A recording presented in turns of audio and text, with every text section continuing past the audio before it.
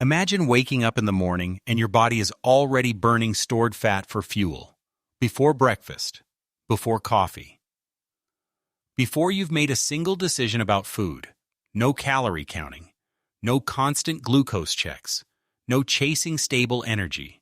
We're taught that controlling blood sugar is about choosing the right foods. Low carb, low glycemic index, clean ingredients, and yes, those things matter. But there's something almost no one talks about. Every time you eat, even if the meal is perfectly healthy, your insulin rises. And when insulin rises, your body shifts into storage mode. It prioritizes putting energy away instead of using what's already stored. Over time, this constant cycle keeps your body dependent on incoming fuel. So the real question isn't just what you're eating. It's how often you're giving your body a chance to stop eating. Because sometimes the most powerful metabolic change doesn't come from adding something new. It comes from creating space. Your body is designed to operate in two distinct modes. The first is growth and storage. This is the fed state. Nutrients come in. Cells absorb. Hormones signal abundance. Energy is directed toward building, storing, and processing. The second is repair and renewal. This happens when food is no longer entering the system, when digestion quiets down, when insulin falls and the body shifts its priorities inward. The problem is not that the first mode exists, it's essential. The problem is that many of us rarely leave it. From early morning snacks to late-night meals, the body is kept in a near-constant state of intake, and when it stays there, the deeper maintenance work gets postponed. Inside your cells, tiny imperfections begin to accumulate. Damaged proteins linger longer than they should. Mitochondria lose efficiency. The signaling pathways that regulate glucose become less responsive over time. Not because of one bad meal, but because the system is never given uninterrupted time to recalibrate. A metabolic dysfunction rarely begins with something dramatic. It begins quietly, with the absence of pause. And without pause, there is no repair. Around 12 to 16 hours after your last meal, something subtle but powerful begins to happen. The constant signal of incoming fuel fades. Insulin drops low enough for the body to reconsider its options. Instead of waiting for the next wave of glucose, it turns inward. Stored fat, which has been sitting quietly in reserve, is now unlocked and mobilized. The liver starts converting fatty acids into ketones, a compact and efficient fuel source that can cross into the brain and power it steadily.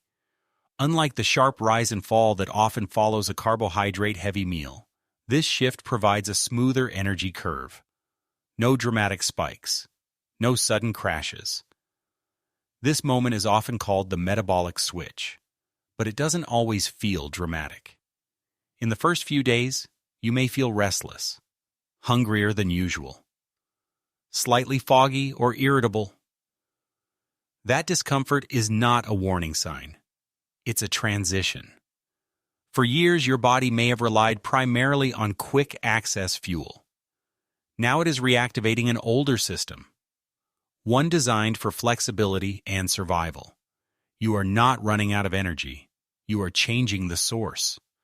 During the first week, the experience becomes more personal. This is where theory turns into sensation. You may notice stronger waves of hunger than you expected, a mild headache in the afternoon, moments where your focus drifts, or your patience feels thinner than usual. It can be unsettling, but what you are feeling is not a lack of fuel. Your body is not empty. It is recalibrating. For years, it may have depended on a steady stream of quick energy. Now it is being asked to become metabolically flexible, to move smoothly between fuel sources instead of clinging to one. That flexibility takes practice. As the days pass, something shifts. The sharp hunger spikes soften. The mental fog begins to clear. Energy no longer feels like a roller coaster that rises and crashes with every meal. Instead, it becomes steadier, quieter, more reliable. This early adaptation is the groundwork for deeper changes ahead, because once the body regains flexibility, its response to glucose becomes more controlled and more efficient. And that is where real metabolic improvement begins. By the second or third week, the change is no longer just a feeling. It becomes measurable. Morning blood glucose begins to trend downward. Not dramatically, but consistently. The sharp peaks after meals become less extreme. The dips that once left you shaky or irritable grow less frequent. What matters most is not a single low number. It is stability. The space between highs and lows narrows. The daily roller coaster flattens into something smoother and more predictable. Cravings often shift as well. The urgent pull toward sugar loses its intensity. Hunger feels more like a signal than a command. Over time, longer-term markers such as HbA1c may begin to improve, reflecting better average glucose control across months, not just days. This steadiness suggests something deeper is happening. Cells are responding to insulin more efficiently. Glucose is being handled with less friction, less resistance. The system is no longer overreacting. It is regulating. And when regulation replaces chaos, the body moves closer to metabolic balance rather than constant compensation. As fasting windows extend closer to 18 or even 24 hours, or when shorter fasts are practiced consistently over time, the focus of the body shifts again. This is where maintenance becomes more deliberate. Deep inside the cell, a process known as autophagy, becomes more active. The word literally means self-eating. But what it truly represents is renewal. Components that are damaged or no longer functioning efficiently are identified and broken down. Misfolded proteins are cleared. Worn-out mitochondria are recycled. Cellular parts are repurposed into raw material for rebuilding. It is less like destruction and more like renovation. Instead of layering new material over old flaws, the body begins removing what no longer serves it. When this cleanup runs more smoothly, signaling pathways improve. Energy production becomes more efficient. Communication between insulin and the cell surface becomes less strained. Researchers study this process not because it is trendy, but because it touches the foundations of aging and metabolic health. There is no magic in it, only timing. When the body is finally given uninterrupted space, it does what it has always known how to do. Repair. As these patterns continue, the hormonal landscape begins to shift in subtle but meaningful ways. During fasting periods, growth hormone rises. Its role is protective.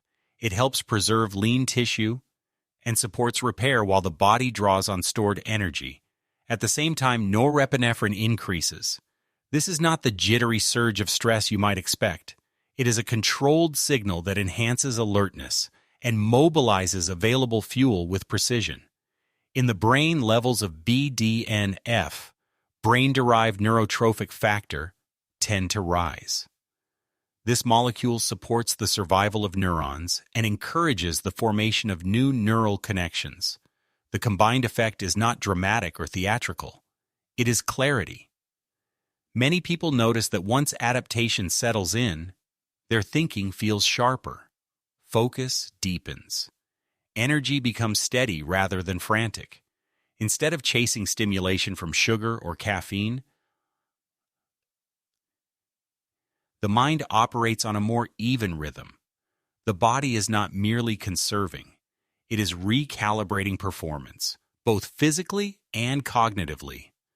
Over the long term, this is not about willpower, it is about rhythm. A daily fasting window of 14 to 16 hours is not starvation. It is not deprivation. The human body carries substantial energy reserves for a reason. Stored fat is not a flaw in design. It is a backup system built for periods without constant intake. When fasting is paired with adequate nutrition during eating windows, sufficient protein, and regular resistance training, the body does not fall apart. It adapts. Markers linked to insulin resistance often trend in a healthier direction. Metabolic measurements become more stable. Low-grade inflammation, the quiet kind that accumulates over years, may gradually decline. But perhaps the most important shift is psychological. Hunger stops feeling like an emergency. It becomes information. Food becomes a deliberate choice rather than a reflex. This is not a 30-day experiment. It is a return to a pattern the human organism has followed for most of its existence. You are not fighting your biology. You are aligning with it. And when alignment replaces resistance, control over blood sugar becomes less of a battle and more of a consequence.